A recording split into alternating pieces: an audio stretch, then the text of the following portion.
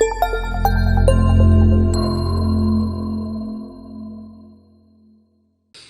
everyone, it's Mike Hambright with FlipNerd.com. Thanks for joining us for this episode of the Expert Interview Show, where I interview leaders and entrepreneurs from across the real estate investing industry. If you're new to the show, hey, welcome. We're glad you're here.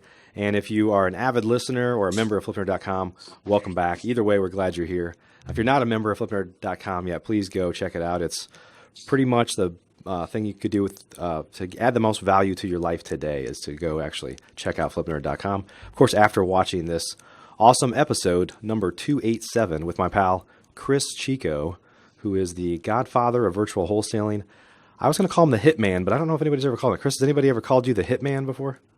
The Hitman. I you know what? Nobody has, but I would certainly welcome the transition, because the thing about Godfather is like old and I'm decrepit. And so, the Hitman, I think, has a little bit more action to it. So we might have to work on that. Yeah. We'll have to check out, see if some URLs are available.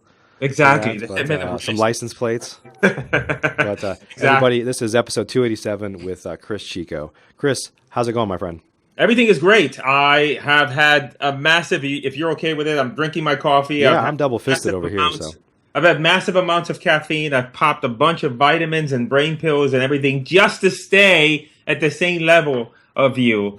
Okay. I'm ready. You're ready to expose it all. Your brain, you're hanging your brain out there. Yeah. What little is here, I'm going to give it to you. Awesome. Okay. To see what happens. Yeah, everything is great. I say we're freezing. It's South Florida. And I walked out of the house and it was 60 degrees. Wow, chilly. Believe it. I mean, I put a parka on, I put all these things on, and it's really, I don't know what we're going to do. My blood freezes below 60, so I'm really concerned for my safety. That's funny. I'll tell you, I moved here from Chicago to Dallas in 1999. I had a similar experience. In the Midwest, for those that listen in the Midwest, when it hits like 50, that's like, hey, it's shorts weather. But in Dallas, that's like earmuffs and fur coats, so. Exactly. So I'm one of those guys. Yes. Well, Chris, glad to have you back. You've been on the show a while back, and for a lot of folks know you're kind of a celebrity in the real estate investing industry, the godfather of virtual wholesaling, and a lot of folks have kind of jumped on the bandwagon. You've taught a lot of people things, but for maybe those that don't know you, maybe take a couple minutes and tell us more about who you are. So, Chris Chico, I live in Hollywood, Florida, with my wife, who's my high school sweetheart, actually, and my two daughters. And, I used to be a realtor. Then I was really a horrible realtor. My branch manager always used to say that whenever I walked in to his office with a listing, he was shocked. Because he was like, I can't believe somebody gave you their biggest investment or their biggest asset, and they gave it to you to list. God bless them. So then I was an REO agent. So that's kind of how I got into the business. I had a guy that was buying most of my deals. He said, hey, why don't you come work for me? I worked for him for about a year, learned the ropes. They were buying a lot of REO properties, but I kind of wanted to be on my own, but I didn't like dealing with REOs because you kind of have to kiss some frogs and be nice to people, and it's a kissing frogs. You don't like being nice to people? Is that what you're saying? Well, only to you, but everybody else I don't. And so then I figured I need to go and learn, how to do marketing so I can get sellers to call me. And I learned how to do direct response marketing and how to write advertisements that work. And my kind of thing that I'm known for is direct mail, because what happened is as I was getting into the business, I saw that the most successful investors were doing direct mail. Right. And so I was doing a bunch of different things, and I said, I'm just going to focus on one thing and try to make that work. And I focused on that, made it work, made direct mail work. And so, I just was doing a lot of deals using direct mail. The market here in South Florida started to kind of get a little bit funny, back before the bust. Yep. Yeah, but I knew that other people were doing deals in other places. And so through a lot of trial and error, I said, I want to go and do deals in other places. I actually went to Jacksonville, Florida. I did deals in San Antonio. And in Dallas, and then, kind of through trial and error, perfected a way to, hey, how can I do deals in other places when I'm here locally in South Florida? And that's how the process of virtual wholesaling started. And when I first created my first course ever, was I simply took all the video tutorials that I had made for my virtual assistant and my staff, and I just uploaded them to a website and said, here you go. This is what I have. So it was actually not even me thinking of conjuring up like, hey, I'm going to create this course, and the system was like, here's everything I got. I'm just going to upload it and see if people want it. And that's how the whole thing started. Yeah, that's awesome. It's really been eye-opening for me. I'll tell you, I mean, I'm a real estate investor. I've primarily been in the Dallas, Texas market. We've bought hundreds of houses, and we're part of a system that's very kind of geographic focused. But it's really, through the course of the show, again, this is episode number 287, interviewing you, meeting you, getting to know some of the other guys like Joe McCall and a lot of other folks. Yeah. That's really been an eye-opener to how other people do things. And I think it's so much easier now, today, to do stuff virtually than it was, even 5 or 6 years ago, right? Largely because a lot of systems, you can actually be somewhere. Somebody could be showing you something on, Skype or... back in the day when I started, there was no Google Street View. Yeah. It was putting it out on Craigslist, getting a guy with a camera to go out there, pay him $25 to take pictures of the outside of the picture in the neighborhood so you can see what it was. Right. That's when I started. There's a lot more tools available now. It's a lot easier now. Keep that in mind. They had to take a picture on a full-size SD card. Then they had to get back to a computer and put that in there, right? I mean, they weren't. It's not like I'm going to take it on my phone and email it to you right now. Exactly. Right? They had to go to the computer and go on the internet, upload it, and get it to me. And then there was some of them didn't know how to do that, and the pictures are too big, and it was like, but it's like now it's so easy. Now you just type in, and you're like, hey, look, there's a house. Yeah. To buy. So What was really interesting to me is, a lot of real estate investors are, even where I'm at here now, it's like this market is tough. But some people just say, well, look, when the market gets tough, you either have to find a way to persevere, right? And for some people, they've said, I'm going to go to another market. I'm just going to move around, and I'm going to be virtual and do this. As markets change, I'm going to move with them, right? Yeah, exactly. I think when that really comes in handy is we have a lot of clients where, like, say you wanted to be in California, and you said, hey, I have a marketing budget of $1,000 a month.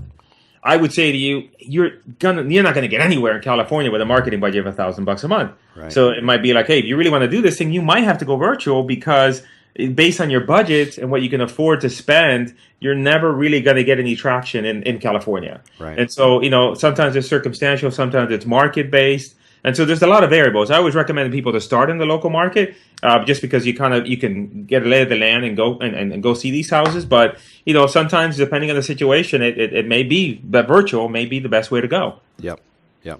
So let's talk a little bit about. I wanted to talk about. We're going to talk basically how some people operate, which is going after the low hanging fruit. Yeah. And then in the second part of the show, the taking action part of the show. For those that are listening, this is only the third show of the year, and we've broken the show into 2 parts. So we get to know Chris a little bit better. We're going to talk about how a lot of real estate investors operate, and that is just kind of going after the low-hanging fruit.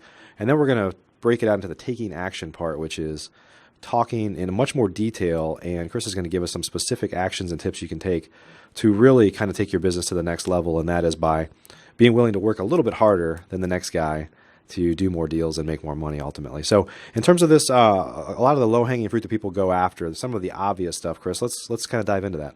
Yeah, so I just want to, what I want to do is I just want to take a minute to kind of set the frame. Sure. I want to give everybody, I'm always looking for, we're all kind of trying to do better and do better things, et cetera. So we're always kind of looking for answers to the questions we have. And I always say that sometimes maybe it's not that we don't need answers. We just need a different perspective, right? I always tell the story of if you look up at the evening sky and you just see the evening sky and it just looks like the evening sky, and you see the moon and you think nothing of it. And then tomorrow you look at the evening sky, but you're looking at it with an astronomer and he tells you what the constellations are, what this is and what that is.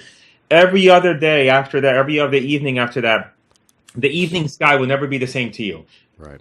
Because now you have a different perception, a perspective of it. It's still the same sky, but now you see it differently, right? So that's what we're trying to do here is give everybody a different perspective. And the perspective is the fact that for most of us, we do marketing, we are going after sellers and grabbing those sellers that we can buy a deal from, and we're doing the deals, and then we're saying, hey, I want to do more deals. So we go out and try to attack another niche, or maybe try to look for other places we can find these sellers. But yet, what most of us don't realize is that it's like an iceberg. If you think about the image of an iceberg, where there's a very small part of the iceberg up at the top of the water, but the majority of the iceberg is underneath. That's how you have to think about things in terms of your leads. And so the way the frame is that you have to think about when you do a mailing, you're sending out to this vast group of people, and as these people call in to you, now you're establishing a secondary database of people, right, that have responded, right, and so that almost becomes your farm. So most of us just take one or two deals out of that particular set or group of people and go out and try to find more people to put in there, but we forget about this group of people here. Right. And so some real life examples is, so the question is, how can we take and cultivate those people that just are not ready to do something with us just yet, that there's not an opportunity there for us, and how can we then take that and make money from it? And this is a real life example. We do deals in South Florida. That's my primary market. And so we have acquisitions people. And so we had this guy that left us, and we had this group of leads that were a couple hundred leads that were his that he worked on. And we kind of just forgot about him. And then through my files, I'm like, oh crap, look at all these leads. I think they're dead leads. They were dead. They were marked dead. So I got a VA to call and from the Philippines and said, hey, I want you to just call all these people. If you have somebody that says, yeah, I still have a house for sale and I'm still interested, then take that deal, bring it over to this other side, and we'll work it and see what we can do. And what I just described to you took and produced over $50,000 from a list of people that we thought were dead. Yep. And we revived them and made over $50,000 in wholesale fees. I think it was close to $60,000, right? Wow. And so then the where is it that you're missing out on? I have another example where, we use 24-hour recorded messages, and people call into that and, say if you have a message that's 3 minutes long, some people are going to call in at minute, 15 seconds and hang up. Some people are going to go a minute. Some people are going to go and all the way through and leave a message. Obviously, it's easy. We call the people that leave a message. But there's people that will hang up, listen to a couple minutes, and then they will hang up because they feel comfortable. So a tip is, we go ahead and tell our clients, go ahead and have somebody in your staff call everybody that hangs up. And we recently had a client in San Diego that went through that and picked up a deal that I think he made $47,000 off of that deal from a person that just hung up the phone. Right? Simply because they didn't feel comfortable. So there's a lot of those in your database. So what I want to share with you guys is one particular tip and strategy that I think has the biggest impact. Because I can give you a bunch of them, but what can you do right now to give you the biggest impact? And what I would say is that you talk to a lead today, and let's say that you talk to a lead and they want 80,000, you offer them 60. So they're not going to sell for 80. So normally what you would do, what the horrible investors do is they just say, okay, I'm not going to call them again. I'm going to just find more leads. Right. But I know you guys don't do that. So the next level would be you put a little reminder and say, I'm going to give them a call in 30 days, right? Yep. People do that. Or maybe you might have them in your big list of people that you're constantly mailing to. And then you say, they're going to get a postcard from me, in another 60 or 90 days, right? What we do is a little bit different. What we do is, and this is what I encourage people to do, is that we want to take and move ourselves to the front of the line, right? So if you think about it, this is the front of the line, meaning that when they first call in, and this is the end of the line, meaning when they sell you their property. So what we want to do is we want to, how can we get them so that they're more engaged with us than anybody else that's around, circling around and trying to get them to sell their house. And so the way we do that is by putting in front of them something that is more substantial, that's going to get them to take notice, and for them to say, hey, you know what, this guy's serious, or this gal is serious, and everybody else has done XYZ, but here, I think I'm going to at least try with them. So what we do is every time we have a lead that we're at a point where we can't seem to come together on price, we automatically send them what we call a pre-sale package, or so we send them an entire contract package. And so what most investors do, most investors don't send anything. Some investors will take and will say, I'm going to just send them a letter with a contract and just see what happens.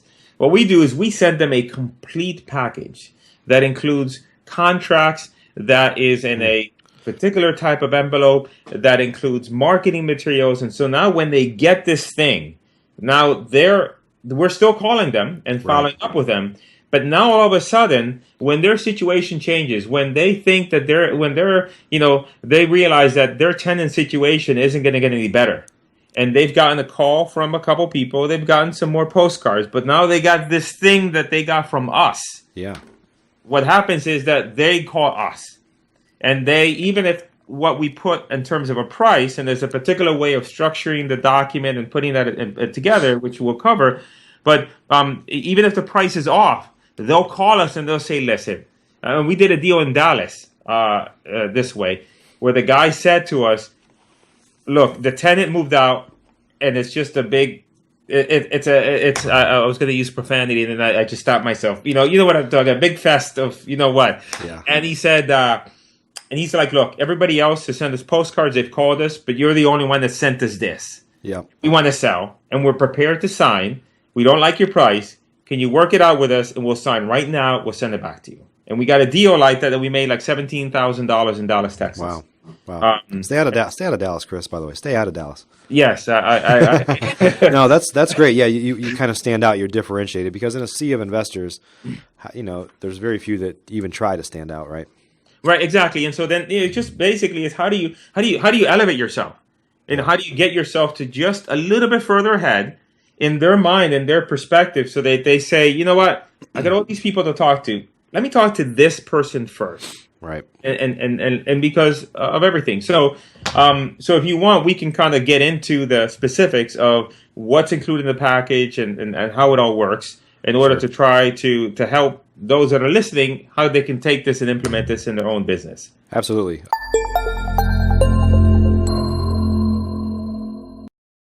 Chris, let's jump into that taking action segment of our show.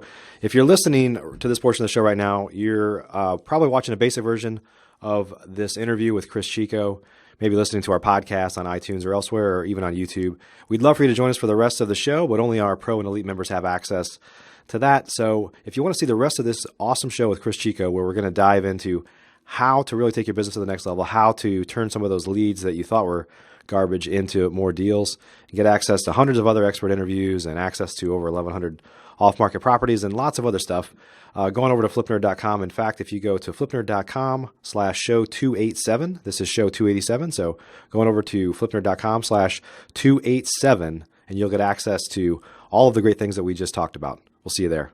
Are you a member of flipnerd.com, the most robust real estate investing platform in existence, where you can find off-market wholesale deals and great vendors literally in your market? You can get access to advice from experts and learn about local clubs and events right in your backyard. If not, please visit flipnerd.com and register for a free account. You can register in less than a minute. It's pretty much the coolest site that's ever existed in the real estate investing industry. So get on over to flipnerd.com.